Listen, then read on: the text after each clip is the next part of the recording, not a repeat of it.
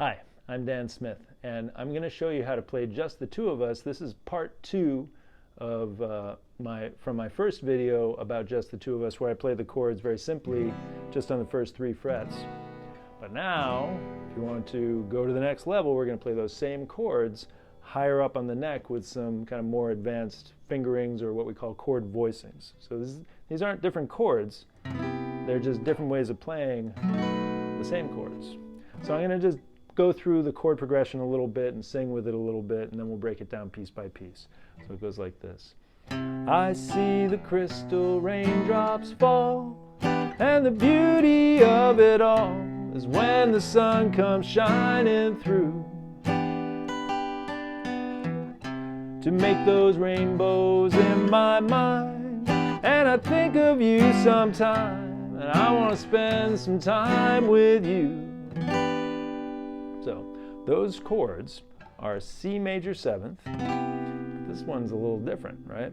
You're going to start this chord with your index finger on the 6th string of the 8th fret. Then you put your second finger down here on the 2nd string of the 8th fret, and your ring finger goes on the 4th string of the 9th fret, and your pinky goes on the 3rd string of the 9th fret. But here's the thing, you only play the 6th, 4th, 3rd, and 2nd strings. You're going to mute the high E string, and the 5th string. So your index finger has 2 jobs. It's got to hold down the 6th string, but it's also got to mute the 5th string. Your your middle finger has 2 jobs. It's got to hold down the 2nd string and mute the 1st string. Remember all that muting you tried not to do when you were getting started playing guitar? Well, now it's time to mute. That's C major 7th. Same chord you did down here. But then you're going to go to B 7th. This is an E 7th shaped bar chord. If you're not familiar with bar chords, you can check out my video about bar chords. Now, right now though, you're going to play B7, which is, you're going to bar, I'm having so much fun, I can't stand myself. You're going to put your index finger on all 6 strings of the 7th fret, on the outside edge of your finger. If this is a challenge for you, you might want to heed that advice. Then put your second finger on the 3rd string of the 8th fret, and your ring finger on the 5th string of the 9th fret. You're going to play the 6th string for your bass note and down strum. Now stay on the 7th fret and just take your 2nd and 3rd fingers, move them down 1 string each. So your index finger doesn't move and you stay on the same frets. You're going to play the 5th string for your bass note. This is an E minor 7th. Now if you don't want to get that jazzy, you can just do a regular E minor by putting your pinky back down on the 3rd string, but I kind of seriously doubt you're going to want to do that. Because this is an E minor 7th, sounds a little, groovier. But then here's where it gets a little crazy. But don't worry, I'm going to talk you through it. You're going to play a D minor 7th like that. This is sometimes referred to as the jazz minor 7th. You're going to start with your ring finger on the 4th, 3rd, and 2nd strings of the 10th fret. Put your second finger on the 6th string of the 10th fret, and you're going to mute. There's a lot of muting in this version on your 5th string. So your second finger is going to mute the 5th string while it's holding down the 6th string on the 10th fret. And then your ring finger will probably have a pretty easy time, most people do, muting the high E string. So again, you're just playing the 6th, 4th, 3rd, and 2nd strings. That's a D minor 7th. That's a passing chord, right? You're just going to pass right through it. It's a very short chord.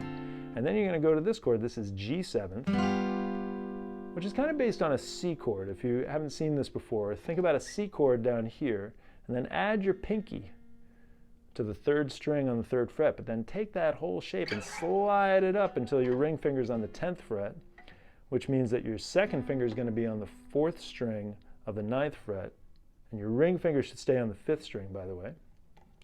Your index finger is going to go on the 2nd string of the 8th fret, and your pinky goes on the 3rd string of the 10th fret, and you're just going to play the middle 4 strings. This is sometimes referred to as an inside chord, which means that you don't play the 1st or 6th string, and you're going to want to mute those strings. I'm muting my 1st string with my index finger. So again, my index finger has 2 jobs, holding down the 2nd string and muting the 1st.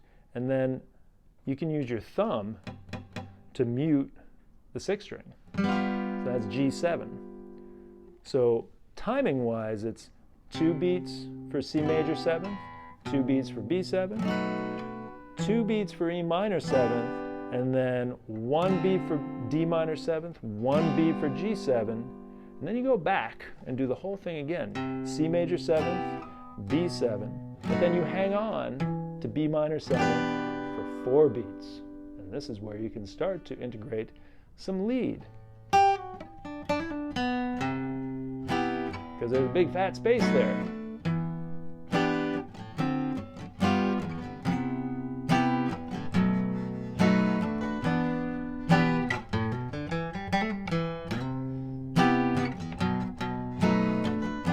Now, if you're not familiar with how to do that or how to play in this part of the neck, eventually I'm going to be doing a video for learning how to play lead across the whole neck, where you can apply all the different positions of the pentatonic scale.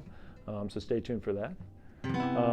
But those are how you can play the same chords that most people tend to play down here on the first 3 frets higher up on the neck. It's a really good way to just develop your chord vocabulary, if you will.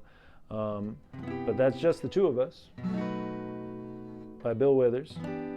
I'm Dan Smith, and I hope this video was helpful for you. If it was, please click like and subscribe, and I'll see you next time.